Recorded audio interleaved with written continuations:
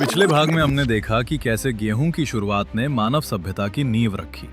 अब इस भाग में हम जानेंगे कैसे समय के साथ गेहूं ने रूप बदला, नई किस्मों में विकसित हुआ और खेती में आई तकनीकी क्रांति ने किसान की जिंदगी बदल दी। समय के साथ गेहूं सिर्फ एक फसल नहीं बल्कि नवाचार और अनुकूलन का प्रतीक बन गया।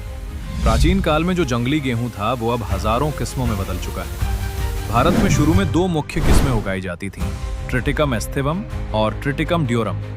जहां एस्थेवम का उपयोग रोटी, ब्रेड और बिस्किट के लिए होता है, वहीं ड्योरम गेहूं, पास्ता और सूजी जैसी चीजों के लिए मशहूर है।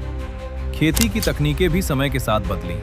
पहले हाथ से हल चलाने और बैलों से जोतने की परंपरा थी, फिर आई सिंचाई, उर्वरक और मशीनों की क्रांति, जिसने उत्पादन कई गुना बढ़ा दिया।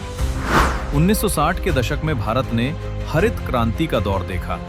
डॉक्टर MS स्वामीनाथन जैसे वैज्ञानिकों ने उच्च उपज देने वाली गेहूं की किस्में विकसित की, जिससे देश खाद्यान्न की कमी से आत्मनिर्भरता की ओर बढ़ा। आज गेहूं की खेती वैज्ञानिक तकनीक, मौसम पूर्वानुमान और आधुनिक मशीनरी पर आधारित है। किसान मिट्टी की जांच, बीज की गुणवत्ता और जल प्रबंधन पर ध्यान देते हैं, जिससे हर एक दाना मेहनत और तकनीक का परिणाम बनता है। इस भाग में हमने देखा कि कैसे गेहूं की खेती परंपरा से आधुनिकता तक पहुंची और कैसे इसने भारत को अनाज की थाली बना दिया। लेकिन कहानी यहीं खत्म नहीं होती। अगले भाग में हम देखेंगे कि कैसे गेहूं सिर्फ खेतों तक सीमित नहीं रहा, बल्कि हमारी अर्थव्यवस्था, व्यापार और संस्कृति का अहम हिस्सा बन गया।